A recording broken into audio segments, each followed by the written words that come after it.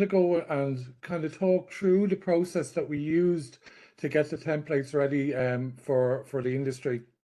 So this just goes through a little bit of the preparation that we've done, and to explain a little bit about Build Digital and its mission. Our mission is to unite the construction industry and built environments sectors to drive innovation, digital adoption across the industry to make it more efficient and competitive in an international perspective, with its focus on sustainability as well. Then to go on and look at what we're doing and to talk about why we went on the journey that we went on about updating the templates or producing templates for the Capital Works Management Framework. And we went on and we looked at what was already there, and the employer's information requirements and BIM execution plans are replicated in projects beyond use. This was said at a meeting a good few years ago, and I couldn't agree more, that what was happening was that really within the industry, that mainly what was happening was the project name was changed on the templates, and that was the only, and there was no project specific information. And really that wasn't really any benefit when we were doing it in industry. So we wanted to look at how do we change that and what do we need to do.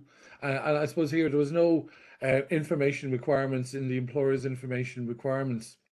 And that was something that we needed to address, because it wasn't given the supply chain any direction of what was needed, and it wasn't specific for what the project was. So the last thing we want to look at, though, is the employer's information requirements are not the exchange information requirements. And I want to kind of look at that as a step change from what we were very comfortable with, and a lot of projects talked about PAS 1192, and also they talked about BIM level 2 and what the requirements around BIM level 2 on the employer's information requirements. But when we look at ISO 19650, there is a little bit of a step change away from what that was, and to look at what that was and to get a benefit from it. So within this series is based on public clients. So we wanted to look at what is the requirements for public clients within projects. So public clients do have a lot of requirements that are already specified for them through the contract types and through spending government money through the public spending codes. So within these documents, there actually is project information requirements, and we should be wary, not wary, that's the right word, but we should recognize these, that they need to be included, and they're part of what our information requirements should be based on. So, like, if you look at the documents, you can see very clear documents that's asked for. These documents are exchanges. So it's worth knowing that these need to be put into your exchange information requirements. And then what we wanted to look at was, we looked at the ISO 19650 and the workflows within that, and how they were used. So I suppose we looked at the standard, and then we also looked at the UK BIM framework. They had a flow for how the standard was used, and also there is also flows around information through the common data environment. And one of the jobs that we did, and this was released at our conference, and it will be up, it will be available publicly on our website, hopefully this week or very, very soon. We looked at converting the workflow into the Capital Works Management Framework. So we looked at what was done in the Capital Works Management Framework and what sections of the ISO would be done within them sections.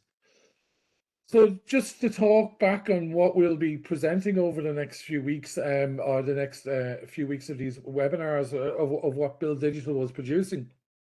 What we want to produce was blank templates with guidance, and I'll show you an example of that later on. The minimum requirement to be compliant with ISO 19650. So that was really what we're looking at, is it's the minimum requirement now at the moment, and also the focus on the projects over 100 million, which is now within the mandate at present.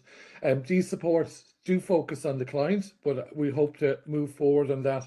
So our future work will be to do worked examples of what should be in there, going into the requirements that are also already in ISO 19650, also in the Capital Works Management Framework and the Spending Code, and actually putting them into the templates as worked examples, and expanding the dealing into regulations requirements as well, and make it for all project values and all project types as well. and also make stuff for the design team, contractor and the supply chain. And we will be focusing on the small to medium enterprises as well. That's our goals. So to look at how we went, what was our process, the methodology for producing what we produce. Firstly, we've used the standards themselves and the technical reports. There is a technical report as well that was very relevant to work that we were doing. We reviewed other relevant material, like we looked at the UK BIM framework, and there was other jurisdictions that had other material, like Scottish Future Trust, that we looked at as well. And we also looked at the RIAI BIM pack as well. And then we reviewed an organization template that was compliant with the standard and the technical requirements. So we looked at one that was already out there, that was actually operating towards this. We prepared the templates to the minimum requirements. So that was what we put in. We made sure that if it was specified in ISO 19650, we had a place for that to be inputted. We sense checked it then with an author of ISO 19650. And then we reviewed it with an industry workshop. And then finally, we also reviewed it with the Capital Works Management Framework workshop and the industry members in the standards pillar within Build Digital. So we tried to get good consultation and to get a robust starting place for the templates. And then I suppose to look at the supports. So I suppose we've got a number of supports that's actually been issued. So if you go into our website, you can actually go into the Exchange Hub, and within the Exchange Hub, there's many different kind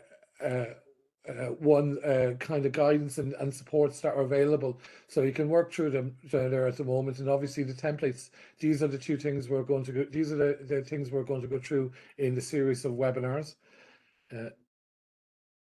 So.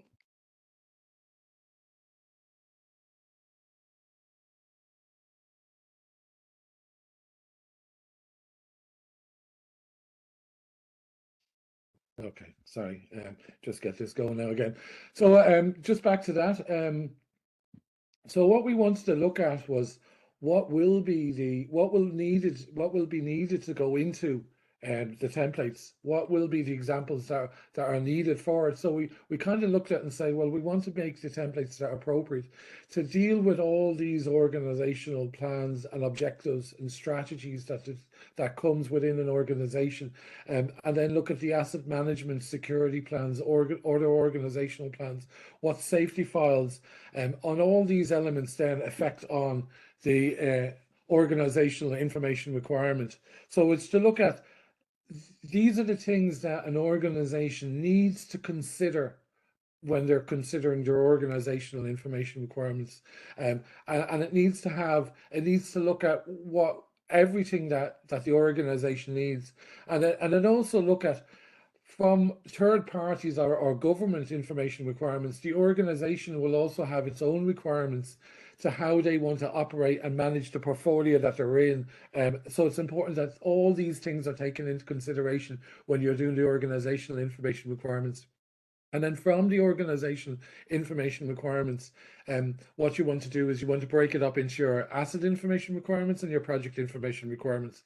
And then from them, they will distill down into your exchange information requirements. Obviously, you do an exchange information requirements per appointment. You might have several appointments. You might just appoint a lead appointed party, and they will appoint all the subcontractors and design teams that needs to be done. So you need to look at, or maybe it will be looked at, there'll be a design lead appointed party, and then you'll have a construction a works contractor lead appointed party. So there'll be two EIRs, and they need to be suitable for the tasks that they do within their project. So just to look at how this works is, when you're looking at the organizational information requirements, and you'll see this in the template, we actually made it as simple as we possibly could. We tried to remove any jargon from it around information management, that anybody can actually look at it and add to it, and they won't be deterred by language that they don't understand or technical things that they don't understand. But really what we're looking at then is that the people that will manage the asset information requirements will be the asset manager and the asset operator which will have some technical competence and will understand what they need. And obviously the construction team, the client construction team, then will look after the project information requirements. What do they need during construction, the construction phase, to make sure the project is on budget, on time, and to correct quality, and will be handed over correctly to the operation manager. And then we look at, like, when you go into the information requirements, that's where you need the skills and competencies of an information manager that will understand how they should distill all these requirements down to make proper exchange information requirements. So I suppose really how you look at it is the organizational information requirements will then the asset manager, and they will take any requirements from the organizational information requirements that affects them and write what they need as an asset information requirement. And then also the construction team will go back into the organizational information requirements and take any of the requirements that they manage that will distill down to a project information requirement and write them in a competent language that then can be distilled into the exchange information requirements that's needed, and so on. So now, just to kind of look at what we want is, we want that when people are doing this, they stop and think, of what they're doing, and not just continue on with what has been given in templates. Work to the minimum requirements of the mandate by using our supports. So we want to encourage people to use the supports that's there, and then expand them to suit your project. So this is, as we said, to the minimum requirement. And make the information relevant to your organization, and tell if it works and doesn't work. And that's quite important. We want to need feedback, and we want to exchange these again. So then, just to kind of finish off, we want to use plain language where possible to make them, but make them still accurate to the standard. We wanted to support people to work to the mandate by providing the templates and guidance to the minimum requirements. Expand our supports as the manual progress. We want to incorporate feedback as it comes. So it's very important we get the feedback. And we want to get international recognition of these are good practices. So we will be talking to other bodies to try and get them to use us like we use them. Okay, just to finish off, just to talk, we're happy that we got some industry funding from the organizations, which we're very grateful to.